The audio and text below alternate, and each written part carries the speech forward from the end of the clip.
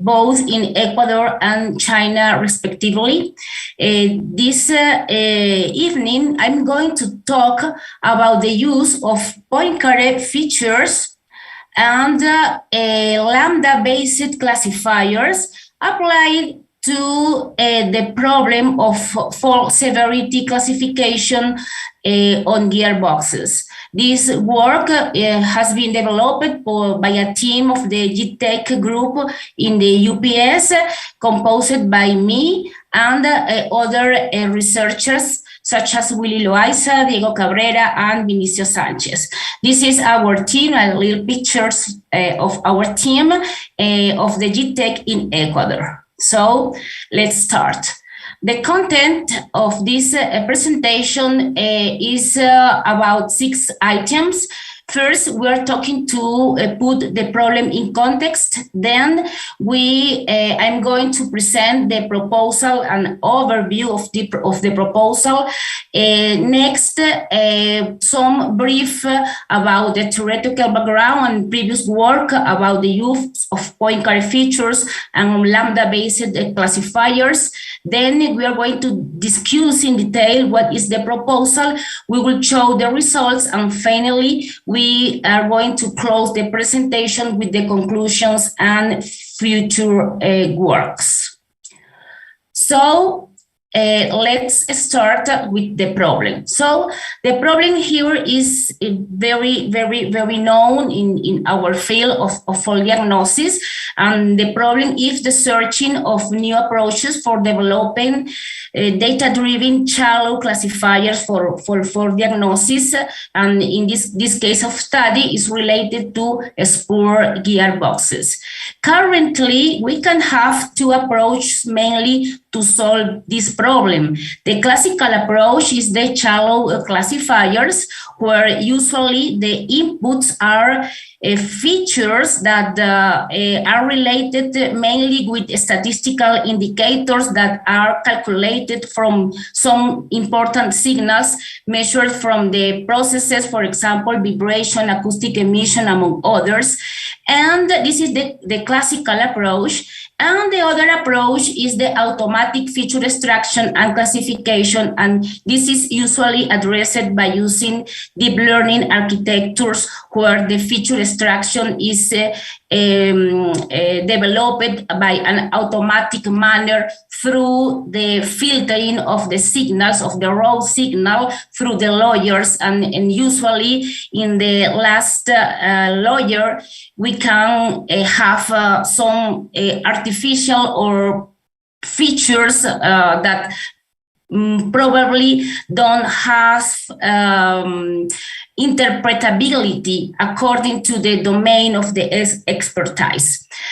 On the contrary, in case of shallow classifiers, although this is a classical approach, this approach to solve the problem is well received by the community, because usually the inputs are statistical indicators that have some kind of interpretability in the expertise domain of the researchers. So we can discuss about what is the best way to tackle this problem, if shallow classifier or automatic feature extraction, and we can discuss a lot about this, but the fact is that both of approaches can make the solution of the problem.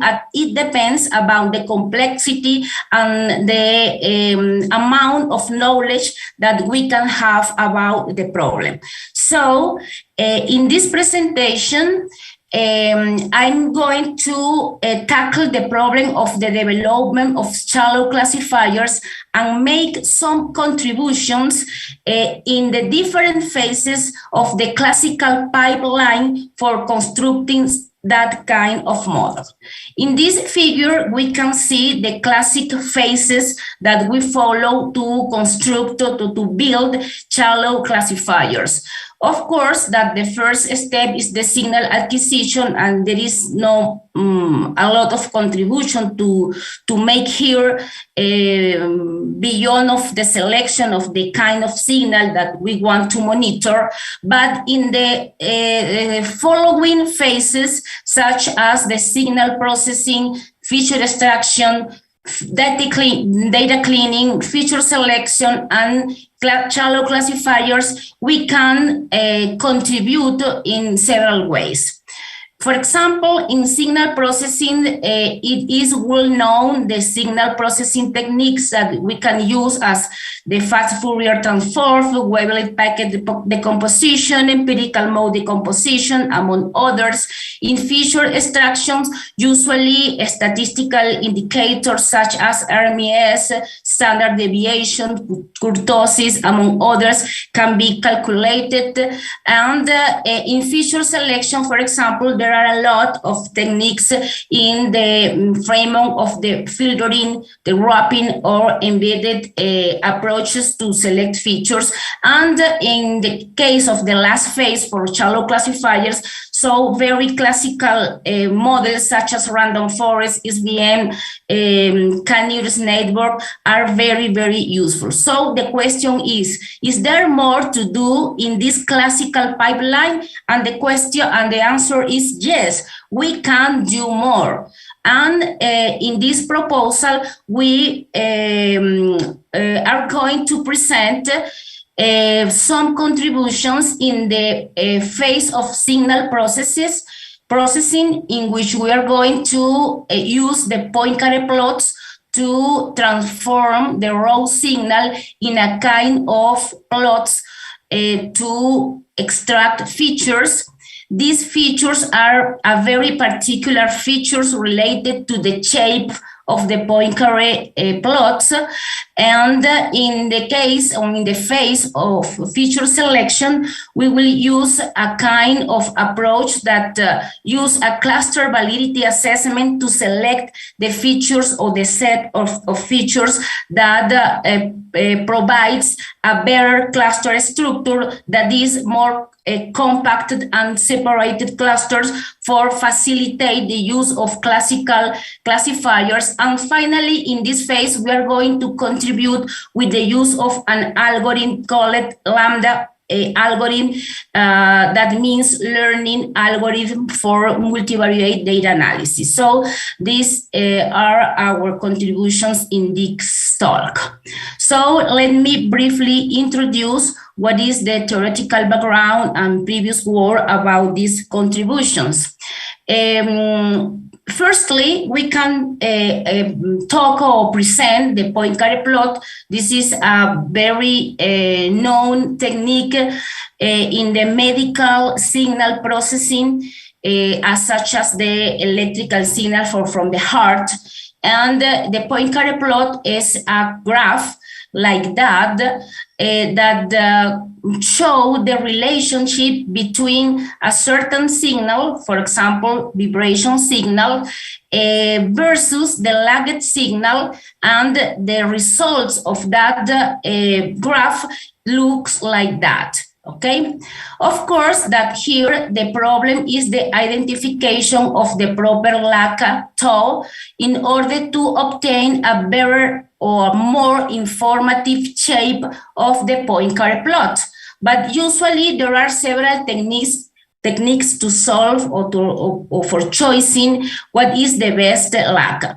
In this work, we use the concept of autocorrelation between the signal and the lagged signals, and usually we're focused on the points where the autocorrelation has the zero crossing. For example, here we can see that in that point, we can see what is the first zero crossing. The autocorrelation can have several zero crossing, and usually the selection is a process of trial and error to select what is the best lag. And also at time we have identifying this tau we are going to plot all the Poincaré features, and some features are extracted from this plot. There are, in fact, 11 features, 11 useful features that we can extract. Some of them are, for example, the convex hull, that is the polygon that we can identify that cover all the cloud of points.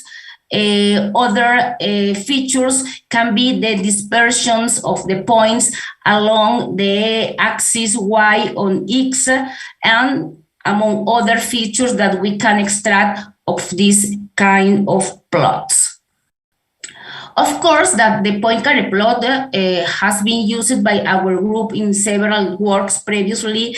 The first one is in 2017, in which we make the first approach to use this kind of features, because previously no other paper in fault diagnosis of rotating machineries used this kind of approach.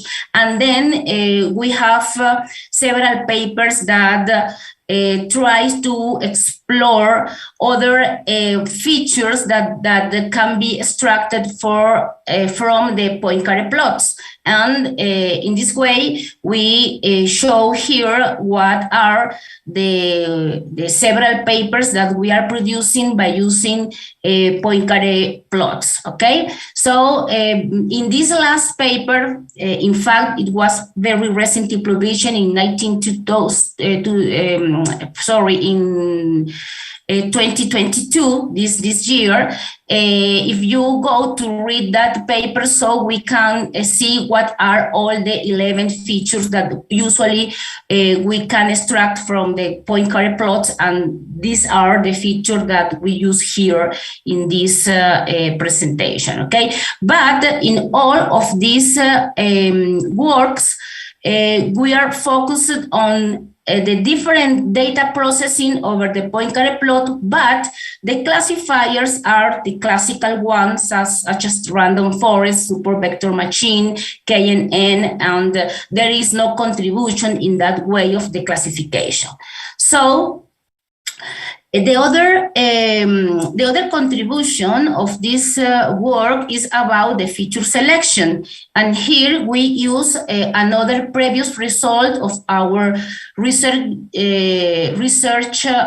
group, in which we use the Poincaré, the cluster validity assessment to select what are the best features that produce a proper cluster structure, as shown in this graph, in this plot, where we can see that for several kinds of fault severity, according to the selected features, we can have a cluster well separated and compacted between them. Okay, so this approach is very simple. In fact, we have used this approach in two papers. One of them is, in fact, that very recent paper here, in what we use this approach to solve the problem of feature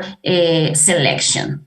And then this is a little description about the procedure.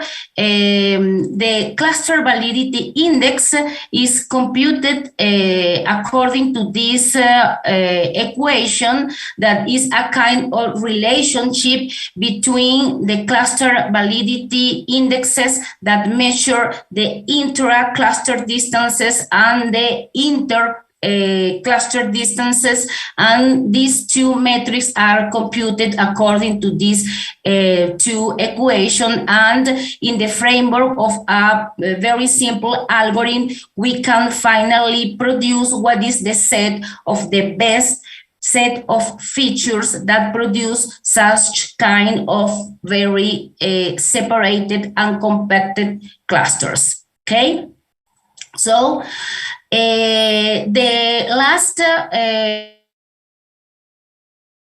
to present is the use of the lambda algorithm to solve the problem of supervised classification. This is a very simple algorithm, powerful, because this algorithm is able to not only to make the classification, but only to detect new classes if the sample that we are studying is identified as a non-informative class. So this is a very powerful characteristic. This algorithm is based on two main concepts. The first concept is the global adequation degree, and the other concept is the marginal adequation degree. So basically, these two concepts tries to measure the similarity of a sample to a classes, but discriminated according to the features or the descriptors that is the name that this algorithm use. For example, if we have a sample, all the inputs of the vector that are the features are indeed the descriptors of the according to the algorithm. So when we have a sample, we can compute the marginal adequation degree that is a fuzzy binomial function. Is very simple to calculate, and then we can according to this formula, that this is a combination between t-norms and t-conorms in the same as the fuzzy t-norms or fuzzy t-conorms, like that. And usually we can use the min-max approach or the product sum to solve these t-norms or t-conorm, okay? So this is the basic lambda algorithm. But in this paper, there is an extension and an improvement of this classic lambda in which the authors introduce two new concepts. The one is that it could be several non-informative classes for each existing class that we can identify. This is the difference with the previous version of the lambda, because in that case, we only have one non-informative class. So right now we can have non-informative class associated or related to each class that we have identified. And the other concept, or the new concept in this lambda HAD algorithm, which is an extension of the classical lambda algorithm, is the concept of the higher adequacy degree and the concept of the maximum GAD, the same concept of global adequation degree, but in a modified form, okay? So the new equations that extend the previous algorithms are these four formulas that we have here, and it's very simple to see that firstly, the final decision about the class to which the sample is belonging is computed according to this formula, in which they compare what is the global adequation degree because between a candidate of class that is computed here and the unique class related to the corresponding class. And the candidate for the class is computing according to this equation, and this equation is computed based on the value of the higher adequacy degree that is computed with this formula. But it is simple to see that this higher adequacy degree depends on this other concept that is the same fuzzy only binomial function, but now apply it to this new concept that is the average according to the values of the global adequacy degree that the sample have to a class according to each of the attributes, okay? So this extension is very powerful because it permits to solve some problem of the classical lambda algorithm, that is the non-ability to discover if the sample is in a non-informative class, and to solve also problem of overlapping between the existing class. In no any paper and no other paper have been applied this algorithm to solve the problem of fault diagnosis in rotating machinery. So in this opportunity, we take this algorithm and try to apply to our problem. Okay, so this is the proposal in detail. Okay, there are several phases to accomplish to finally adjust the lambda had classifiers, and here I'm pointed the focus on two specific points. The first one is that we perform a data augmentation of the raw signal, because in this way we can enrich the statistical significance of the piece of subsignals related to one raw signal. And the other specific point that I want to make the focus is about the grouping of fault severity sets, in which we were going to develop the lambda classifiers for set of classes related to low severity, medium severity, and high severity. And this is with the aim of finally perform a modular fault diagnosis that permit the best classification of a signal. Okay, the other phases are the classical phases that first compute the Poincaré plot, then make the feature extraction, then we use the CDBW cluster validity indexes to feature selection, and then we perform the adjustment of the lambda hat based classifier to finally obtain the model for working. Okay, so let me show some results of our work. Firstly, let me show what is the test bed that we are using. This is a test bed of gearboxes like that is powered by a motor, induction motor like that. And this is the schematic of this test bed, in which we have several signals to be measured, such as acceleration, current, voltage, acoustic emission, but we only use the accelerator number 1 to develop our work. We analyze four failure modes like that: broken tooth, pitting, scoofing, and cracking. We try with several severity levels. In this case, we tried with 9 severity levels.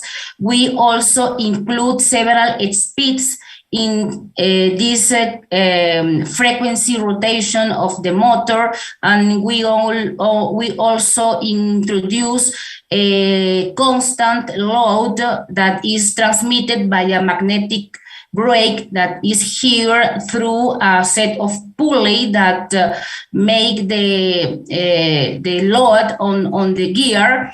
And we obtain several signals of 10-second lengths sample to 50 kilohertz.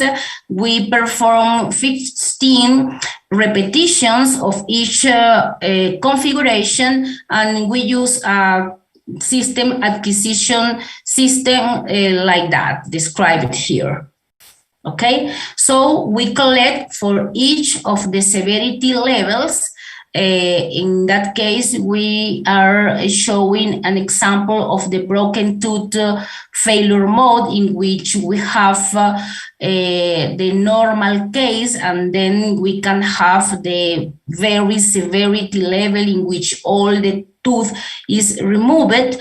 We collect several signals according to the experimental plan in the previous slide, and we group the raw data according to the severity levels in 3 groups like that, in which we have here the classes related to low severity, the classes related to medium and high, and in all this group we also introduce, or we repeat always, the normal class. This is in order to reinforce the capability of detection of our modular fault diagnosis. So according to this experimental plan, 36 data corpus were analyzed, okay? So in order to improve the statistical significance of the signals, each raw signal was disaggregated in several subsignals that was computed through a sliding window along to the signal, and that window has 0.1 second of overlapping, and each window have a 1 second length. So from one signal of 10-second length, we can have 90 subsignals of 1 second length with the overlapping of 0.1 seconds. So we can have 4,050 signals for each class, okay? So in the next step is the calculation of the lag for computing the Poincaré plot, and in that case we compute what was the average, the lag average along all the signals, okay? Because in the working phase, one sample we can know what is the class in which the sample is belonging to. So this is an average lag for all the set of signals, and in this case we discovered that around 10 samples of lag we can have a closely zero crossing in the autocorrelation graph, and then we can obtain Poincaré plots like that. In this case is the normal case, and this is a some severity level, and we clearly can see the difference between the shape of the two Poincaré plots. Okay, so when we perform the feature selection, the results looks like that, in which we can have the set of features, the best features that produce the best cluster structure. For example, here, this is an example for the case of the pitting in the low severity group, in case of the velocity 1. And for example, we can see that the features identified with the number 96531, for example, this is the best 5 features that can produce best cluster structure. So the further analysis is to analyze what what of that set of features can perform better precision in classification. Okay, so here in that table, I'm showing the performance of the classifiers, the lambda classifier in training phase for the case of pitting. So there are several parameters that we must to analyze, such as the alpha. The alpha, if you can remember, this parameter is related to, okay, here, the weight between the T-norm of the S-norm. This is a balance between the product or the sum or the max or the mean in this equation. This is one of the parameters that we need to analyze, okay? And, okay. The other, of course, we need to analyze what is the best set of attributes. For example, here we discovered that the set of 6 attributes produce the best performance of classification. Then also we analyze, in the case of the conorms, if the product or sum or mean or max is the best parameter to choose here. And finally, what is the precision? So this is an example of this case of failure mode, and we obtain, for example, here 100% of precision. Here we are near to the 90%, and here we are over the 85% of precision, okay? In this case, because we compute several subsignals for one signal, the precision was computing by majority vote of the classification for each of the subsamples extracted for the one signal. Okay, so this is a very common approach to compute the precision when we have several signals that are related to one raw signal. Okay. And here, those tables summarize the results for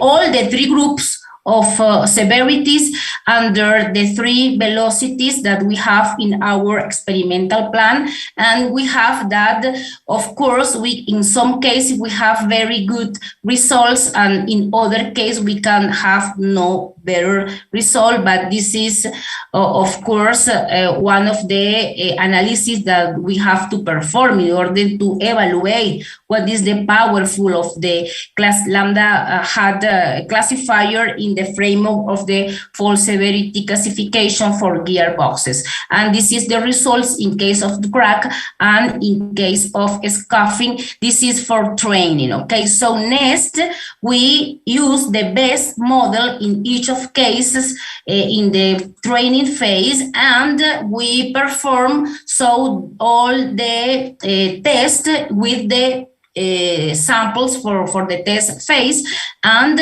we have these results here. Okay, so we can have in some cases very good results up to 90%, or in some cases we can obtain 100% of precision for the samples in the test phase. So in general, the lambda hat classifier can work for this kind of problem.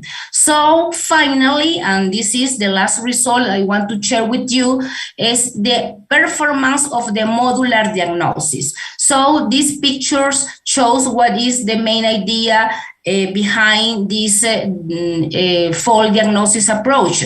Remember that we have several lambda classifier for severity groups. In this case, we can see that we have the group 1, the group 2, and the group 3, and for all the group we have 3 classifiers related to the velocity. Okay, so the idea is very simple. We take one sample, we decompose the sample in all the subsignals, and all the subsignals enter as an input for each of the classifiers. So we have here 9 classifiers, in fact, working and making the decision. So when the models make all the processing, we are going to evaluate what is the GAD. Remember, the GAD is the global adequacy degree of a sample to a class, but regarding to the each of the attributes, okay?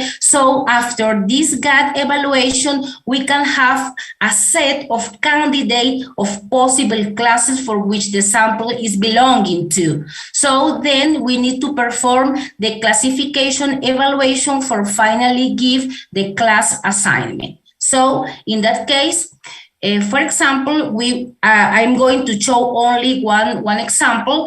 In that case, we introduce a sample belonging to the class P5. This is a medium severity level. Okay, so in the phase of GAD evaluation, for each of the classifiers, we analyze what is the behavior of the GAD. In that case, we can see that for this group and this group, we have the best adequacy degree. So we discard this group. This group is related to the low severity group.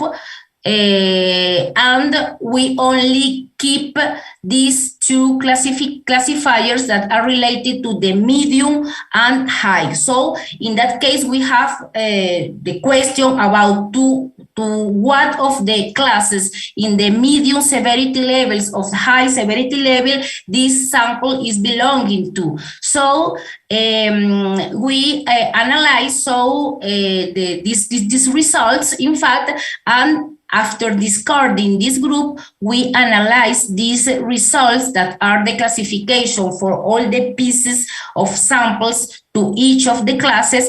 And here we can see that in case of the P9, this classifier shows 51% of precision, very, very low. And for the case of P5, the precision is about the 85%. So the final decision is that the sample is belonging to the P5 severity level, which is okay. Okay, so in this case, with this simple example, we can show the performance of the modular diagnosis according to the GAD, the global adequacy degree, and then by discarding the groups of the severities that don't have good GAD metrics, so we can provide several possibilities of classes and finally take the decision. Okay, so this is the conclusion of our work.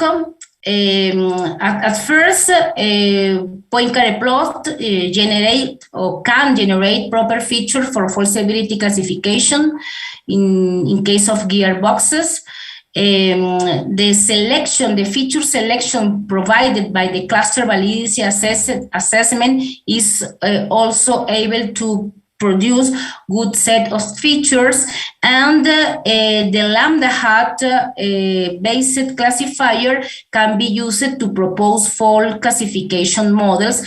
Particularly, our result shows that, but the case on the failure mode of pitting and broken tooth, and in case of speed 1, we can have a precision up to 100% and over 90%, in this case 92% in training, and 100% and over 85% in the test for both failure modes, respectively. In case of the crack and scuffing, the speed 3 was the best result by obtaining 100% in both training and test phases. And finally, we can discover also that the classifier for the group 2, the set of the medium severity level, has the low performance. And finally, as future work, we are going to formalize more strictly what is the procedure to perform the modular fault diagnosis, and we are working right now in that approach. So thank you very much. I finished my presentation, and if we have a question, please let me know if we can help you about that. Thank you.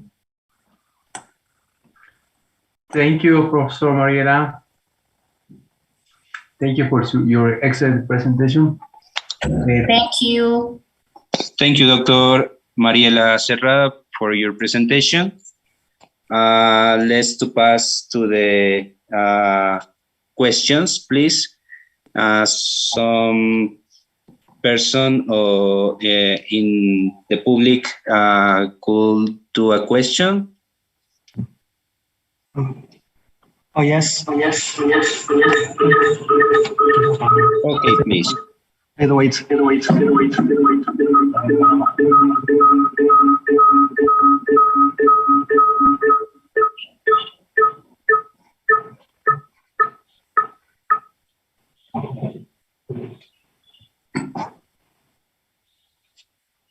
Oh, hello, Professor. Okay, please go ahead with your question. Okay. Hello, Professor Marilla. Can you hear me? Yes, of course, I can do it. Okay.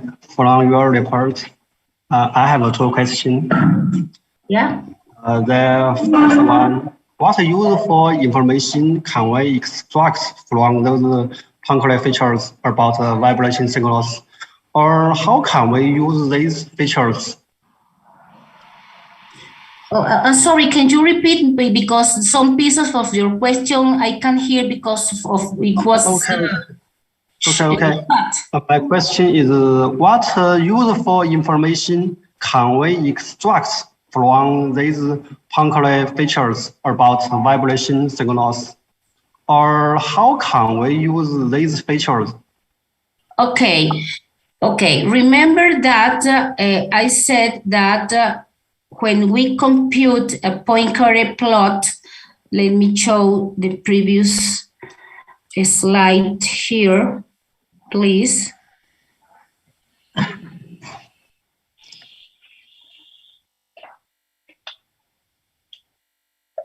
Okay, here, so we can see that when we construct a Poincaré plot, the shape of the Poincaré plot can change according to the severity level or according to the condition that the machine have in that moment. Okay, so from this graph, you can extract, in fact, 11 features. That features are here. You can review these features in this paper. All of these features are explaining in detail here. But for example, here we show three main features, such as the convex hull, that is the area defined by the polygon that cover all the cloud of point of the Poincaré plot, and other features are the dispersion that can have the points in the Poincaré plot along to the these two axes. Okay, for example, let me show here. Okay, I'm sorry, but my computer is okay. For example, here you can see that the dispersion along the two axes that are perpendicular according to that axis can have several dispersions in that case and in that case. So what are the useful features extracted here? Okay, this is the task that we perform with the procedure of the cluster validity assessment, in what this algorithm here, with the metric that we compute here, we decide what set inside the 11 feature that we have calculated produce the best cluster structure that improve the classification task. So for some classes, we can have very different set of features that are able to produce this kind of information. So there is no unique or only set of features that are important or significant for all the classes. So it can depend about the class. Okay, in this study, for example, we discovered that let me show the table. Okay, here we can discover that for according to the group that we are analyzing, we can have several and different significant features that are extracted from the Poincaré plot. For example, in that table, we can see that for the case of pitting, the best result, that is the table that we are going to show in the next slide, this set of 6 attributes, it means the attributes identified with the number 1, 5, 6, 8, 9, and 11, only 6 are very, very significant for the group of low severity in the case of the speed 1. Why are they the significant features? Because the metric of the CDBW index says that this is the best attributes that compose all the data clusters for all this feature space, okay? So this is the procedure that we perform. So the answer to your question is there is no a unique set of failures that are significant for all. In that case, for all the severity groups, it can differ from the groups. However, if you perform the fault diagnosis in a monolithic manner, I mean, if you try to construct one only classification for all the 9 classes, so in that case, the algorithm runs in the way that you are able to select what is the only set of features that have the best compactness and separability metric for that case. So it depends about your analysis, okay? Okay, thank you. And the second question, and I wanted to know, do other signals also have Poincaré features like acoustic emission and current signals? Okay, the use of current signals is reported here, in fact. In this paper, in this very recent paper, I'm sorry. So I'm so sorry, but my computer is slow and it's blocked in some slides. Okay, here in this paper, in fact, we perform the comparison between the current and vibration signals, but not using this database in which we analyze 4 failure modes with different severity levels for spur years, but in this case, we analyze the case of helical gearbox and 1 failure mode that is the tooth breakage, okay? So, but this is a preliminary result in which we compare the performance in case of current and vibration. Acoustic emission, even when we have the measurement for that signal, we have not performing any experiment with this signal. Okay, I got it. Thank you, Professor. Okay, thank you for your question. Okay. Okay, any other question?